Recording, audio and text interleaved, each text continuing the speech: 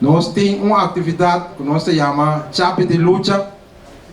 É a atividade aqui, nós estamos por amor de manter a vida através de anos, dor de seguir com a meta com a atividade que tem de honra e pessoas que voluntariamente dando aporte no terreno cultural e também no terreno sindical. Já para algum ano acaba que nós estamos sendo encorajados de escala aqui e a noite, sem dúvida alguma, nós temos por amor de dar mais atenção, dar mais vida, de fazer um tique mais público, de sintonizar ou transmitir também via de televisão e prensa.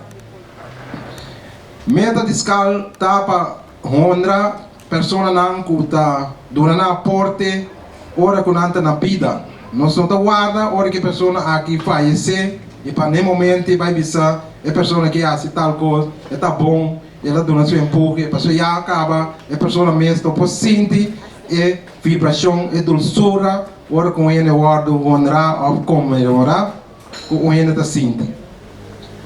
Me tenho seguro, com o qual que o guardo mencionar vez aqui como informação de duas pessoas aqui, lo guardo apreciar e também roupa de vocês não, lo bem mais dados personal de pessoas aqui.